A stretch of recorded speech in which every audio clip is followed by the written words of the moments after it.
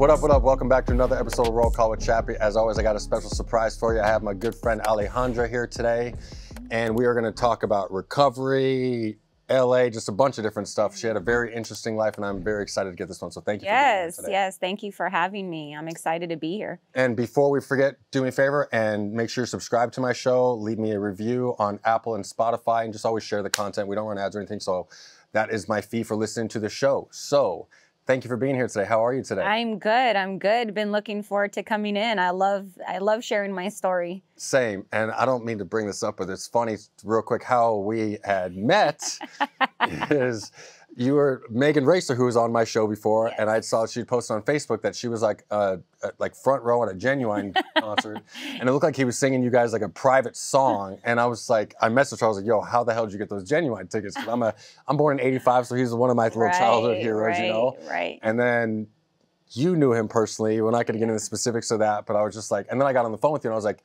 yo, I want you to come on podcast, but first of all, how the hell do you know Genuine? So that was like the first question you asked me. First thing I said, yeah, right? Genuine, he's been one of my best friends for, God, like 10 years now. So yeah. Yeah, you have quite the network from back in the day too. So yeah. We're going to get into all that right now. So if you don't mind me asking, like, where did you grow up at actually? Los Angeles, so specifically Pasadena, California. Okay, and then how was childhood for you growing up? Any trouble? No, I had awesome, my parents were awesome. I didn't grow up, I didn't want for anything, however you want to call it. Yeah. But I had some very severe trauma that had nothing to do with the family as a child, as well as like, I literally for all my years of like adulthood, pre-addiction, which we'll get into, yeah. I felt like I was walking around like a big Band-Aid because I had so much trauma. Like I was a biggest storm just waiting to happen, right? What was the trauma from back then?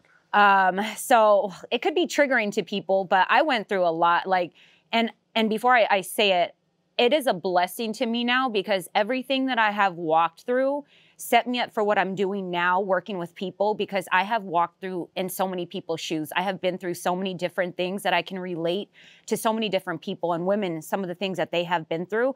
So now when I look back at it, I'm like, wow, like it was a blessing because when I'm sitting with somebody in the behavioral health field, I'm able to say, you know, although we have different stories and it impacted us differently, we're able to relate. I can understand and I can, you know, kind of build that connection with them. But I've been through, and this has nothing to do with my exact family, but child molestation, rape, losing a child. I didn't do any prison or anything. I did go to jail a couple times. That sounds for, like, worse than fighting. prison. I mean, prison sucks, but that sounds worse to me. I was going to say something about that. I've been robbed at gunpoint, tied up for hours. I've been in domestic violent relationships, mentally abusive. So with that being said, I sometimes think when people, you know, I meet a lot of people in recovery who have done prison time and things like that. And in my mind, I'm like, honestly, I'd rather take the prison time than the things that I went through, you know. I would even too, just hearing that. Yeah, it's you know, I've gone through a lot of healing and a lot of healing work, but I didn't do that until I fell into my addiction. And then it was like, because addiction is a symptom of trauma, you know? If you heal the trauma, you heal the addiction. So I was like, that's what I said. I was like a storm just waiting to erupt, right? Sure. And it was a last and final heartbreak that just kind of, that I had in a relationship that just kind of tipped me over. And it was like, at that point, it was like everything came rock bottom so you up. could actually start climbing up? Yeah, I hit my rock bottom. And then when you hit rock bottom, you find the rock at the bottom is God, you know? And so, yeah. And there's nowhere to go but up from rock bottom. Yeah, right. Okay, so getting into all that, how was like the end of your childhood? Did you finish high school? Yeah, I'm telling you through like, you know, I didn't even tell my, I didn't big bandage around yourself the whole time. Yeah, huh? And I'll take you, as soon as I graduated high school, that's when it gets very interesting. Okay, let's start there then right now. So, well, after, I didn't even tell my parents about the child molestation. There's a lot that comes with that, guilt, shame. It's things that you shouldn't feel as embarrassment. So I didn't even tell them until I was 30 years old. I heard that's another question, not to cut you up, but I always wonder that because people, whatever reason is, a lot of times they don't speak out about people that are molesting them or something like that. What is, that's and so I was scary. fascinated by that, but like, what was the reason you didn't speak out about it? Well, there was, it was. Did you feel like you were doing something wrong? Yeah, you get a feeling that you're a part of it in some way, and as a 4-year-old, you're not a part of it. You know, wow. You have no idea. 4 or 5-year-old, you have no idea why it's you know, it's going on. But oh, it I'm just literally was, visualizing what I would do to this dude right now in my head as I take. well, he passed away a long time ago, so no, I know.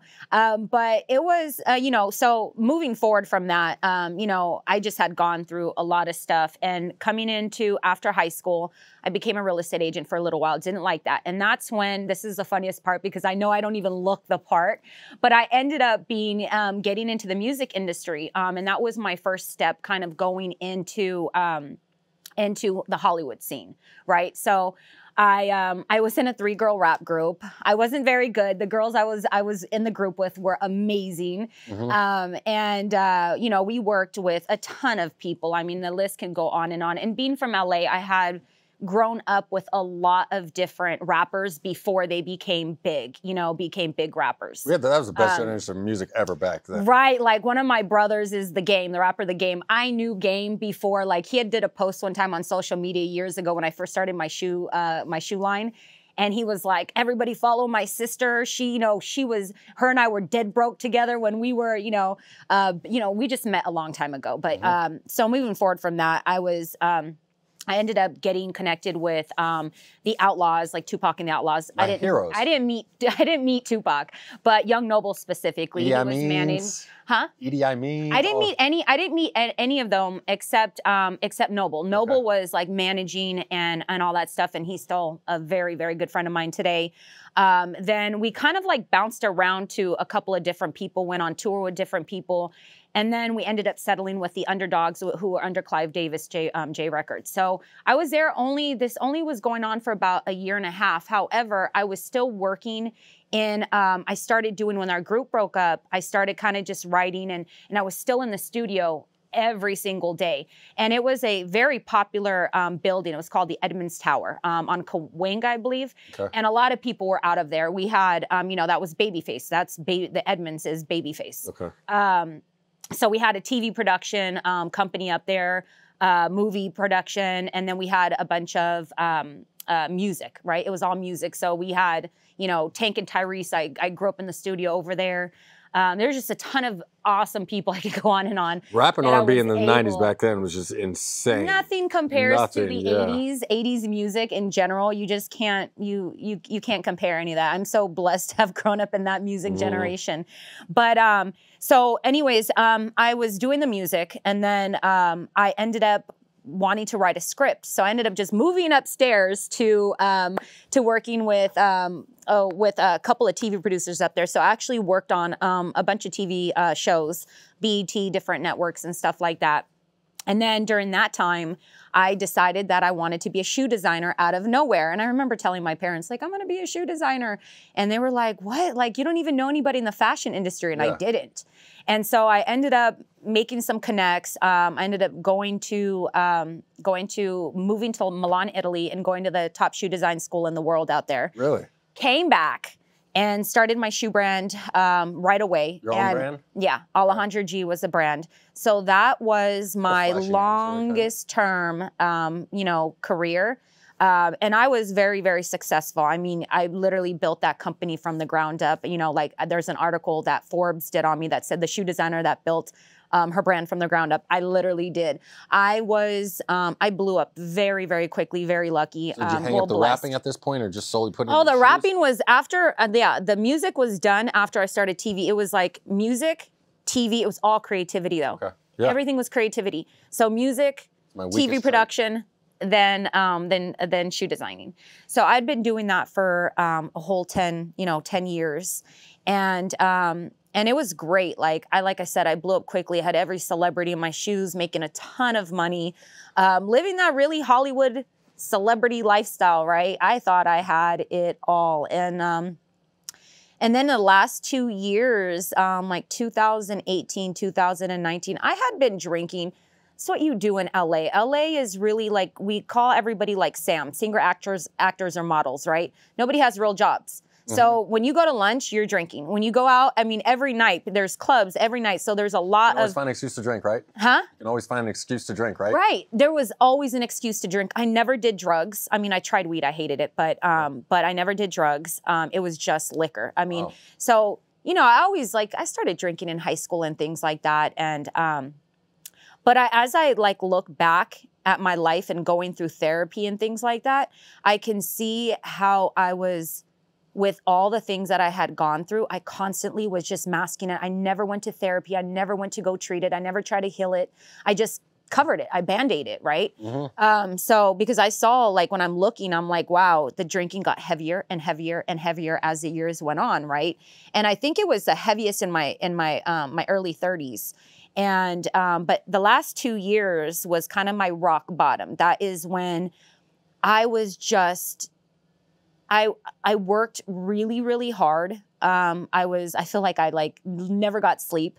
You know, I was the CEO and the designer of my company and like networking and doing all this stuff. I had employees and all that type of stuff. But I remember one day looking around and I'm like, why do I feel depressed? Why do I not feel happy? And I realized I was really spiritually dead. I was just surrounded by things and money. And there was nothing like, I don't know the word for it, but I was just spiritually dead. Now, I grew up a Christian, right? But being a believer is very different than being in a relationship with God, right? So I Talk about that, please. Huh? Talk about that, please. Well, you know, I went to church. I grew up going to church. My parents took us to church. And, you know, I never opened up my Bible. I'd pray here and there when something bad would happen. You know, it was never a commitment to like get to know God. Yep. And it wasn't, again, until I hit my rock bottom that I needed a savior. You know, I mean, I was drinking, I mean, so much, so much. I mean, I was in and out of the hospital having extreme panic and anxiety attacks to the point where I would call 911, the ambulance would come, and they would literally, just because they knew I called so much, that they would just sit with me until I calmed down because they knew it was a panic attack. But there were times I couldn't walk because I was that intoxicated and my body was just in like shakes that they would have to actually like put me on the gurney. Yeah, the gurney and take me out. So during that time, I had ended up moving back in with my dad, and it just got worse and worse, the addiction. And my family, in addiction, you cannot force somebody to go get treatment. You can only, point out, hey, do you think you need to get help? Or be an example. Yeah, you have to go. You have to go when you're ready, right? Because if you're forced to go, you're not ready to go. You have to hit that rock bottom where you feel like there is nothing there left. Yeah. I'm either going to die or I'm going to get better. Yep. That's it.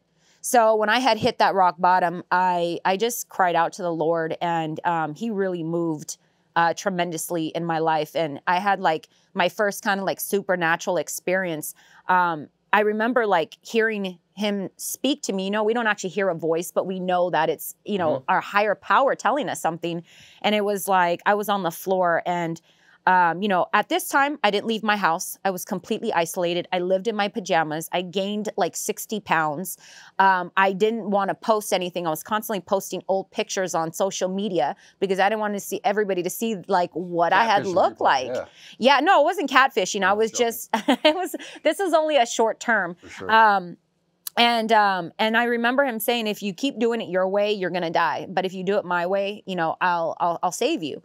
So that next morning I woke up, and I remember coming downstairs and telling my parents, like, I want to go to treatment. I want to go to rehab. So of course they were just like beyond ecstatic. Is this your first time thinking this? Yes. Okay. Yes. I didn't even know what, I had isolated myself because I didn't understand how bad my addiction was when everybody around me drank and used like drugs. But I didn't realize that I had become non-functioning. Right? For a long time, I was functioning, I even had, it's the most embarrassing name. One of my ex-boyfriends, he literally made this, he used to call me Drunky Handra. Stop. Yes. And I laugh at it now because I'm like, damn, I should have thought something was picked wrong up on something then. That was my nickname, huh? Yeah, but everybody drank. But you know what this crazy thing is I never got sloppy drunk. Like that was such a rare occasion that I got like sloppy and, just embarrassed myself, So I ended up going to rehab like 3 days later when I was on the plane. And this is like, I really started pressing into God in prayer, right? I remember getting on the plane to come to Arizona for treatment. And I was thinking in my head, like I was scared. I didn't know what, here's this girl who has a name for herself. How embarrassing. I felt all types of shame. I didn't want to go into, I thought, what rehab and AA and all that stuff looked like was going to be a bunch of crazy looking people on the street or something like that. And stereotypes are so wrong. Like the stereotypes are so wrong. Like I thought they were going to look like just horrible, right? Like people in meetings just like us. Yeah. You know what I'm So saying? I got there and I'm like, oh my God, the girls are pretty. Oh my God, the guys are normal looking. Like everything was just, I mean, of course you have people who have gone through like a lot more, but for the most part, they're, they look like us. And so that was really comforting. And that was the first time I actually felt like I was going to be able to be healed, because I didn't feel, I felt so isolated. Like nobody knew what I had gone through. Right. And so being with your peers was like such a, everybody understood. There's not one thing you could say that would embarrass you, because somebody in that room is going to be, I did it, or I did that, or did it 3 times. Yeah, for sure. So, but when I was on the plane, I heard God speaking to me, you are healed. Had no idea what that meant. No idea, because I never opened up the Bible at that time, right? Yeah. Until I started going through the Bible and like understanding how many times Jesus said, to people, you are healed. And the reason now I understand that is because since that day that I committed myself to the Lord, I never used again. I never had, he took the cravings from me. I didn't have a craving. Maybe like one time I remember in rehab, but it was really a sugar craving, because my sponsor was like, I call him like, I'm feeling like I need a drink. And she was like, it's probably a sugar craving. She's like, go get a bag. Go get a cookie and shut up. No, so I grabbed a big handful of Sour Patch Kids, and I'm like eating them, right? Yeah, do you have any of those left? I know. And I just, and it went away. So, but I had to do the work, right? I had to do the work. So I ended up, after, it was crazy. I did 2 months in treatment. And when I was done with treatment, I prayed to like, am I supposed to go back to LA, or am I supposed to, I still have this company, right? That's, I'm making a ton of money, and it was very, very clear at this time, my relationship with God was like this. The presence over everything. I mean, it was everything. And he told me, no, I was going to stay in Arizona, and I was going to go back into the fire and get other people out. And I'm like, well, what about my company that I've had for 10 years? He's like, give it up. And I'm like, everything was obedience at that time. Why? Because I know what it felt like to walk outside of his will. I don't want to do anything that's outside of his will again, because I know what that looks like, So I'm like, okay, but I have, $35,000 still worth of inventory. Well, give them away. So I gave them all away to a charity called Souls for Souls. Stop. Yeah, I literally at that point, he had taken me out of hell. Like, that's what it felt like. You know what addiction feels like. And so I just gave my life to him, and I started working in recovery. And it's been the most amazing experience. I would do my addiction all over again had I known it was going to take me here, because had I not gone to addiction, God knows how to turn our past to him, right? To turn our hearts to him, right? And that's sometimes getting sick and doing things like that. Had he not had, and I'm not saying the addiction was because of him, but I'm saying that the choices that I make, he will use those things for his glory, right? Like bad things like that. And I would have been still living that lifestyle, just empty, right? And that's when you realize too, money does it help, like, with some problems, like you don't have to stress about paying bills and things like that. Or it helps you out with your free time or stuff. You need money to help people, but money doesn't make you happy. Not even close. No, not at all. It does not. Like, I found myself very, very empty, and I can't imagine doing anything else of what I'm doing right now, working in behavioral health. I'm walking in my purpose. And now I understand, when I look back at my life and all these, these things that I had gone through, I was like, okay, it makes sense. Because when I have another girl that comes in and talks to me, and she's like, I was raped, or I had this, or I had that, I'm like, I can be like, me too. Me too. Yeah, exactly. That's what I was going to say. You can be like the Me Too person. Yeah. Using your mess as your message. Yeah. Which is awesome too. Mm-hmm. What is the greatest benefits of working in recovery for you? Just being a light in somebody's dark place, I mean, that's what we do. It's very difficult because we have to crawl back into those dark spaces with those people and pull them up. And that's why it's so important. Like, I work right now for Turning Point Healing Centers, and my team is awesome. And they, I always tell them, like, we take care of ourselves, like, mentally, spiritually, and physically. We work out. I work out every day. I do therapy, all these things, because we are constantly taken back into dark places, right? So, and obviously it's just the most rewarding things to see people. It's sad because you watch people at their rock bottom and you remember what it's like to be there, but then you also see people doing good, and then some die, some don't make it, some, you know, then relapse or things like that. It's all part of the industry. Here's one thing that I kind of struggle with myself too. How do you shut it off to, I don't know what the word is, like, to get offended on when people that don't get it, or people that like still will repeatedly lie to and don't get it and then give up on treatment? Like, do you take offense to that, or does it get you angry, or do you just blame it on the disease? Because that's something I work with too. Like, people like was lie to me and I'm just like, dude, I just want to like grab them, you know what I mean? But it's like, you got to chop it up. Like, it is just the disease. It's not those people, you know? You have to learn to separate the disease from the person. Yeah, you do. And it's literally what my sponsor would have told me if I would have called him and saying this. You know what I mean? He would have said the exact same thing. Yeah, you do, because it's very easy, because the things that people do while they're in the midst of their using, they can, I mean, they say horrible things, do horrible things, and you got to understand that what they're going through internally is why they're projecting these things, and it's actually natural, right? What you're going through internally is what you're going to project externally. Yeah. So I try to separate it, but at the end of the day, you can only be an advocate for somebody and be there to kind of get, promote their self-efficacy and their autonomy to make the right decisions, right? To tell them why, it's called, what is that communication called? Oh my God, I can't think of it right now. Motivational interviewing. Okay. So it's kind of having people find their own reasons why, letting them show what their life wants to look like versus what it looks like now. Like, if you're telling me you want your life to look like this, well, but you're doing this, so you get them to make decisions for themselves. You're empowering them, right? Yeah. And so at the end of the day, if somebody does not want to get treatment and they keep, pushing back, you got to wait for them to hit. In our minds, you have not hit a rock bottom yet. Yep. You haven't. That's what I'll say too. You just wait for somebody to hit that rock bottom. They'll be back when they hit rock bottom. If they don't die, that's what I say. Unless they don't, that's what I say. Are you go ahead, sorry. No, are you at a point right now where you are, because here's the deal with me, like, once I got sober and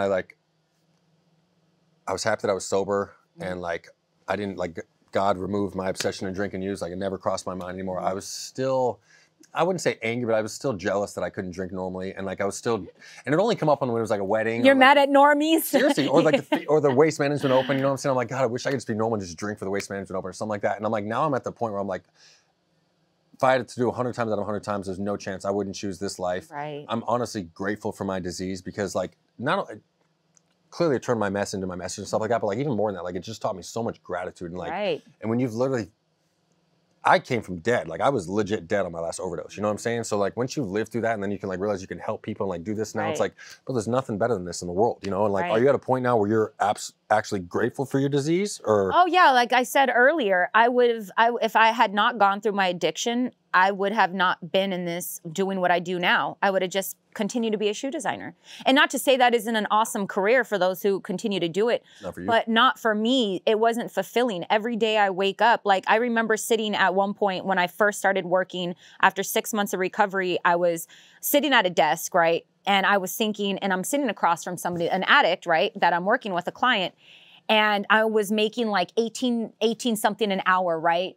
Now, you go to a year before that, I was just thinking, not even a year, but I was just thinking, God, a year ago, I would have been making, 6 figures and sitting across from probably one of my celebrity friends, like having a fantastic lunch in Beverly Hills. Yeah. And here I am. I'm feeling empty as hell when you got home, too. And, well, not that, but when I was sitting there across, making this amount of money, sitting across from an addict, I was like, I am more happier than I've ever been. And so, yes, I mean, it's actually, I look at it as a blessing, to be honest with you. I don't wish it upon nobody, but, for sure. But it is a blessing. It is a blessing. And I've been through those places. in my recovery where I was pissed at normies. Like, why couldn't I just enjoy a drink? Yeah. You know, like, why does it have to be, why can't I put it down after one? Why does it have to be the whole bottle? But the flip side of it, the addict disease, I feel like gives us a side that like to not settle, like we can go through anything, we can do. I mean, like you say this, you tell like a determined addict no to something like that, he can do it 100 times over. You know what I'm saying? Like there's, and I feel like now that I've been through all that stuff, like there's, as long as I truly want to do something and I don't stop, there's literally nothing in the world that I can't do. I say people in recovery are like superhuman, have superpowers, or like a Superman, right? Yeah. Only because of the fact that somebody that has a stressful day can go home and have a glass of wine at the end of the day. Guess what? We have to use all of our good coping, healthy coping mechanisms, working out, meditation, prayer, you know, doing all these things. We don't have those things to just immediately So on top of us having to deal with the shitty day, then we have to deal with like fighting off the drinking and using stuff. It's like a double whammy for us too, but like I said, it just gives you that much more confidence. And then once you've been through a horrible day at work or something like that, and you don't go have a glass of wine at night, even when you did want to or something, maybe when you're early in recovery, then the next morning when you wake up, you're like, damn, it wasn't that hard to not do that when I thought it was that hard. So then you have more ammunition or armor, however, whatever example people use for the next time something happens to you. And the regular public doesn't have that like we do. Yeah, absolutely. I mean, I feel like if I can get through addiction, I can get through anything at this point. You know, that's one of the hardest things to pull yourself out of. You know, and, you know, just everything that, you know, I know we like sped through everything because literally my 20s, I'm so glad though my addiction didn't happen till later because I got to live life in my 20s. What are 20s? I didn't have those. I was in prison my entire 20s. Yeah, but I got to live, you know, when I see people coming into treatment at, you know, 18, 19 years old and they're having to now live the rest of their life sober. I was in treatment at 15. That's what I'm saying. I didn't go into treatment until way later. Yeah. So I mean, my sponsor likes to say, you're never a normie if you fall into addiction. There was always those signs leading up to it, right? Yeah. But in my 20s, I thought I was fine. You know, I mean, I wasn't, you know, I had a ball in my 20s. For sure. That makes one of us. I know you were in prison and I was balling in my 20s a lot, actually clearly crying, but that's about it. Yeah, it's but yeah, this, you know, and it's kind of crazy something. So I remember you asking me a question on Facebook because I'm doing something with adolescents. My passion, and I realize this, is with adolescents. And I think and I'll tell you about that as we move forward. You know, it's in the process, so I don't want to speak about it until everything is, you know, copyrighted and you know the nonprofit is done. Actually, after this, I'm going down to the office to go file for my nonprofit. I realized during therapy that why I'm so passionate about adolescence is that I think I'm trying to go and rescue me. You know, go back and rescue me. I call these kids, like, people love that I'm like, I cannot wait to meet my babies with this nonprofit that I'm doing. And I call them, even though they're teens, I'm like, they're my babies. And it's really saving, also like almost going back and saving all the things that I wish that I could go back and save myself from. Yeah. You know, that's powerful. Like and I realized that just recently because I had this strong passion for, you know, working with adolescents in recovery, right? Because I know, again, when I see somebody with addiction, I don't look at them and say, why the addiction, but why the pain? What happened to you? You know? And so when I look at that, I can't protect them, right? But at least I can be a good influence to help them hopefully make right decisions and cope with their addiction, you know? Because I don't wish rape or any of those domestic violence on anybody. I mean, you know, I mean, that'll eat you up. When I literally went to therapy for the first time, she told me she was literally shocked that I wasn't on medication, that I wasn't in a mental institution. In the prison. And you know, like all types of stuff because of everything I had been through. She couldn't believe that I was like pretty normal. Normal, just talking to her, yeah.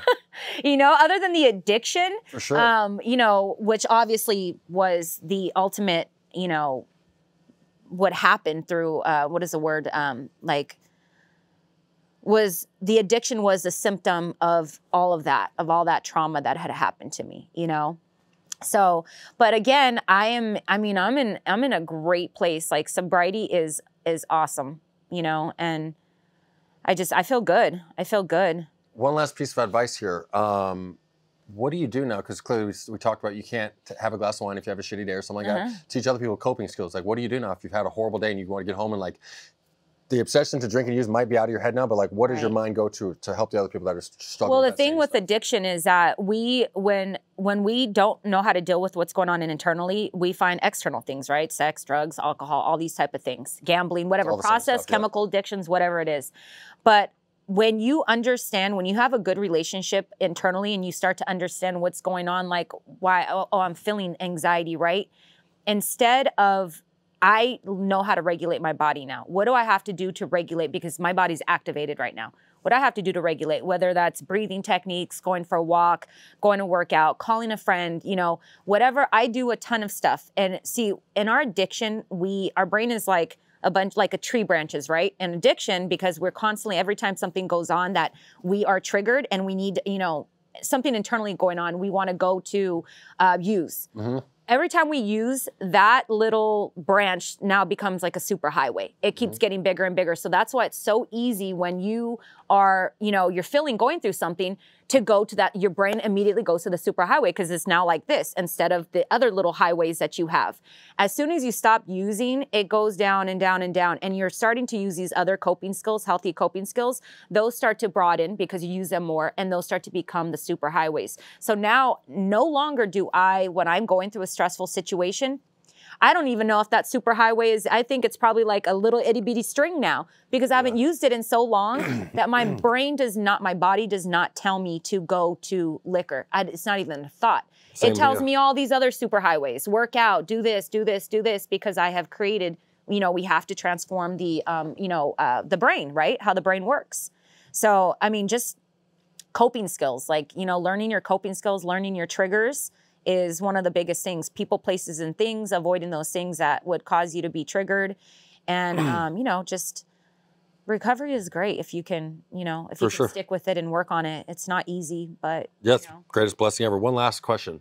Yes. If you could give little Alejandra a piece of advice to yourself back in the day, what would you say to yourself? Or the next maybe girl that's going through the same stuff you went through as a kid? Never turn, Never have turned from God. Stay close to God, because that is going to be your strength during these times. And also, you know, I just look back at the choices that I made and how, you know, how many choices that I made that I look back and I'm like, why did I make, what would make me make these choices? I'm always looking for reasons. Like even with like the rape and the domestic violence, I always found myself looking for reasons to blame myself for it, you know, and that's working on therapy, right? Sure. But it's never your fault. Never. It's never your fault. And I just, you know, it's really loving yourself, you know, and not looking for validation from other people. Now that I have found my validation in Christ, I no longer have to turn to people to make me feel whole, you know, and that's one of the greatest things you can ever experience in life. That's awesome. Yeah. And my mom taught me this too. She always told me we've always been independent. My other nickname other than Drunky Handra was Money. Okay. Because I was a go-getter. I was always a go-getter. I mean, feel that. And you know, as 19, like I even sold drugs and did things like that. And you know, it didn't matter how I got it. I was making money. Yeah. I was going to get it. Sure. And those are all the little things that, you know, they weren't significant. Like I didn't go to prison for it or anything that I don't, you know, go into, because I just had, I mean, we really cut that short with what went on. But we're going to have to do a few different part twos from today. That's for damn sure. Well, I can go into later at another time. We do a part two, like more of just that Hollywood life that was, you know, a lot of the stuff that goes on in there, which is crazy. Absolutely. So listen, everybody's going to have to stay tuned for when you do come back for episode 2. We'll get into all that nitty gritty stuff. Yes. Thank you for being here. Do me a favor, tell the viewers how to find you, Instagram, Facebook, and all that stuff. Oh, yeah. Well, no, just Instagram. Okay. It's at its_Alejandra_G. Bam, and it's ALEJ, right? JANDRA, yeah. There we go. Yeah. Thank you guys for tuning in to another episode of Roll Call with Chappy, and have an awesome weekend. Thank you again for being here. Thank you so much. Give me a hug.